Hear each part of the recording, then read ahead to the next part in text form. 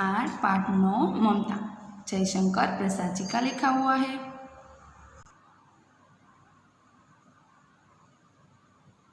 रोहतास दुर्ग के प्रकोष्ठ में बैठी हुई युवती ममता श्रवण के तीक्ष्ण गंभीर प्रवाह को देख रही थी।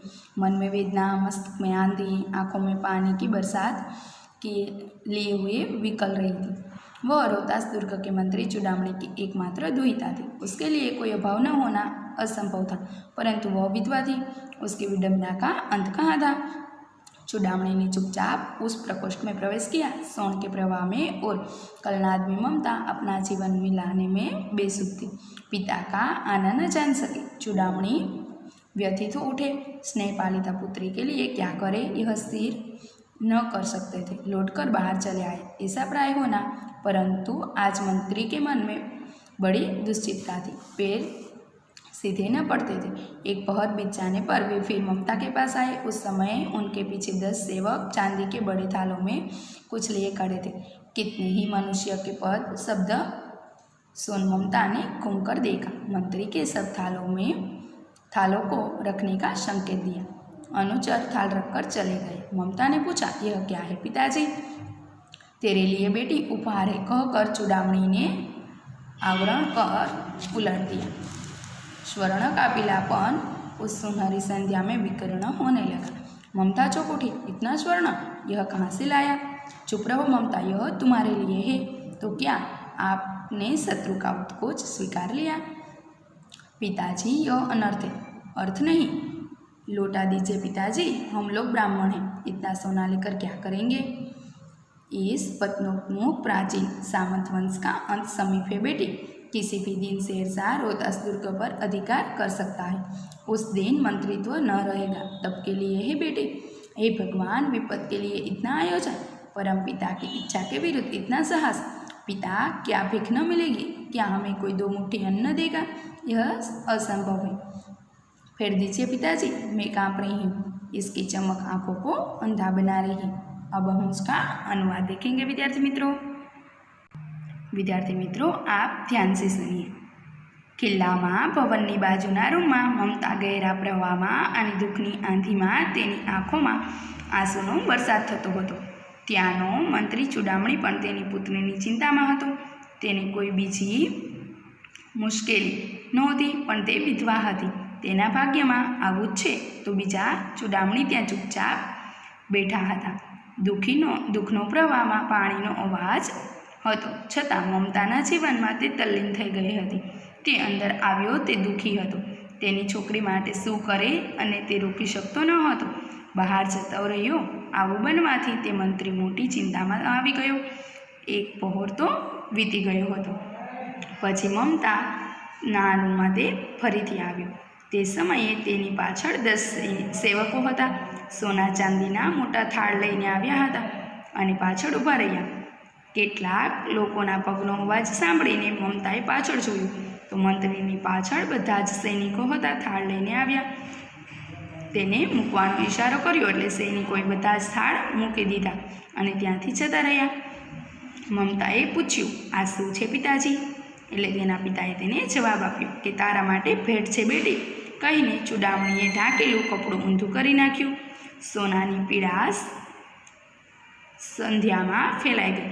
મમતા તો એકદમ ચોંકી ગઈ કે આટલું બધું સોનું આવ્યું ક્યાંથી?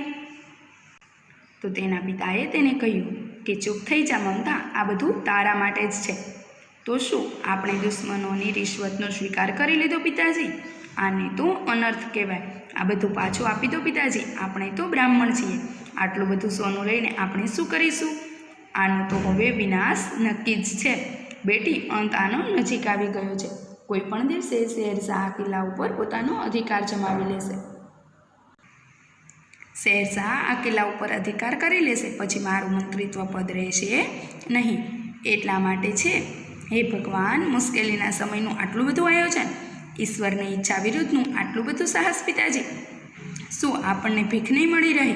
શું આપણને કોઈ 2 મુઠ્ઠી અનાજ પણ નહીં આપે? આપણે તો બ્રાહ્મણ છીએ, એટલા માટે આપણને મળી રહેશે।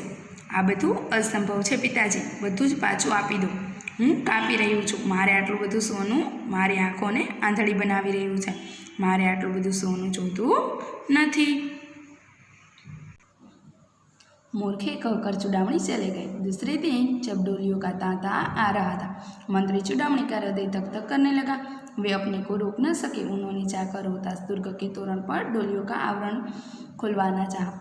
पठानों ने कहा, यह महिलाओं का अपमान करना है। बात बढ़ गई। तलवारें खींची, मंत्री वहां मारे गए। राजा, रानी और कोच सब छली सहरसा के हाथ पड़े। निकल गई ममता। डोली में भरे हुए पठान सैनिक दुर्ग पर में फैल गए, परंतु ममता न मिली। काशी के उत्तर में स्थित धर्मचक्र विहार मौर्य और गुप्त सम्राटों की कीर्ति का खंडर था। खंडित शिखरों वाले भवन, तूर गुल्मों से ढके हुए प्राचीन और ईंटों के ढेरों में बिखरी हुई भारतीय शिल्प की विभूति ग्रीष्म की चंद्रिका में स्वयं को शीतल कर रही थी। जहाँ गौतम का उपदेश ग्रहण करने के लिए पंचवर्गीय भिक्षु पहले मिले थे, उस स्तूप के भग्नावशेष में मली छाया में झोपड़ी के दीपालोक में एक स्त्री पाठ कर रही थी। अनन्या स्वीतनियो माए जना पर्युपासते। पाठ रुक गया। एक भीषण और हताश आकृति दीपक के मंद प्रकाश में सामने खड़ी थी। स्त्री उठी। उसने कपाट बंद करना चाहा, परंतु उस व्यक्ति ने कहा, माता, मुझे आश्रय चाहिए। तुम कौन हो? स्त्री ने पूछा। मैं मुगल हूँ, चौसा युद्ध के शेरशाह से विपन्न होकर रक्षा चाहता हूँ। इस रात अब आगे चलने में असमर्थ हो। क्या शेरशाह से? स्त्री ने अपने होठ काट लिए। हाँ ममता, हाँ माता, परंतु तुम भी वैसे ही क्रूर हो। वही भीषण रक्त की प्यास, वही निष्ठुर प्रतिबिंब तुम्हारे मुख पर भी है। सैनिक, मेरी कुटी में स्थान नहीं, जाओ कहीं दूसरा आश्रय खोज लो। गला सूख रहा है, साथी छूट गए हैं, अश्व गिर गए हैं, इतना थका हुआ हो। इतना कहते कहते वह व्यक्ति दम से बैठ गया। उसके सामने पूरा ब्रह्मांड घूमने लगा। स्त्री ने सोचा, यह विपत्ति कहाँ से आई? उसने चल दिया, मुगल के प्राणों की रक्षा हुई। वह सोचने लगी कि ये सब दया के पात्र नहीं, मेरे पिता का वध करने वाले आतताई घृणों से उसका मन विरक्त हो गया। स्वस्थ होकर मुगल ने कहा, माता, तो फिर मैं यहाँ से चला जाऊँ? उसका हम अनुवाद देखेंगे। अनुवाद। મૂર્ખ છે આવો કહીને ચૂડામણી ત્યાંથી તેની પુત્રી પાસેથી જતો રહે છે। બીજો દિવસ જ્યારે હુમાયુના સાથીઓ આવે છે ત્યારે ચૂડામણીનું હૃદય ધક ધક થવા લાગ્યું। પોતાને રોકી ન શક્યો। તેને જઈને કિલ્લાના તોરણ પર સિપાહીને ત્યાંથી જતા રહેવાનું કહ્યું। આ મહિલાનું અપમાન છે। વાત વધી ગઈ। તલવાર ખેંચાણે મંત્રી માર્યો ગયો અને રાજા અને રાણી બધા જ શહેરશાહના હાથમાં આવી ગયા। મમતા ત્યાંથી નીકળી ગઈ। બાજુમાં આવેલા સૈનિકો કિલ્લામાં બધે જ ફરી ગયા અને જોયું તો મમતા ક્યાંય મળી નહીં। કાશીના ઉત્તરમાં મમતા ત્યાંથી ચાલી નીકળી હતી। કાશી તો ધર્મનું સ્થાન છે। મૌર્ય અને ગુપ્ત સમ્રાટોનું ખંડેર હતું। ખંડિત શિખરોવાળું આ ભવન ઘાસ અને ઝાડીઓથી ઢંકાયેલું હતું। પ્રાચીન અને ઈંટોમાં ખોવાયેલી ભારતીય સંસ્કૃતિ, શિલ્પની સમૃદ્ધિ ગ્રીષ્મની ચંદ્રિકામાં પોતે સ્વયં શીતલ કરી રહી હતી। જ્યાં ગૌતમનો ઉપદેશ લેવા માટે 5 વર્ગના સાધુઓ પહેલાં ત્યાં મળ્યા હતા, તે બૌદ્ધમઠના ખંડેરની શાંત છાયામાં એક ઝૂંપડી કે દીવાના પ્રકાશમાં એક સ્ત્રી પાઠ કરી રહી હતી। જે લોકો બીજા ભાવથી મારું ચિંતન કરે છે તે ભક્તોને હું હંમેશા યોગક્ષેમ વહન કરું છું।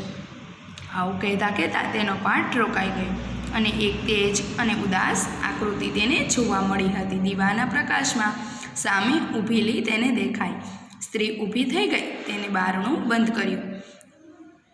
કરવાનું વિચાર્યું, પરંતુ તે સામેની વ્યક્તિને કહ્યું, માતા, મને આશ્રય આપો, મારે આશ્રય જોઈએ છે। તું કોણ છે? તે સ્ત્રીએ તેને પૂછ્યું। એટલે તેને કહ્યું, હું મુગલ છું, ચોસા યુદ્ધના શહેરશાહથી સંકટગ્રસ્ત હોવાથી હું મારી રક્ષા ચાહું છું। તમે મને રક્ષા આપશો? હવે રાત પડી ગઈ છે, એટલા માટે હું આગળ ચાલી શકું તેમ નથી। શું તું શહેરશાહ છે? સ્ત્રીએ તેને પૂછ્યું। એટલે તેને કહ્યું, હા માતા, હું શહેરશાહ છું, પરંતુ તમે નિર્દય છો અને ભીષણ રક્ત એટલે કે લોહીની પ્યાસ હોય એવું પ્રતિબિંબ તેને જોવા મળ્યું અને તેના મોઢા ઉપર પણ એવી જ આશા હોય એવું દેખાતું હતું।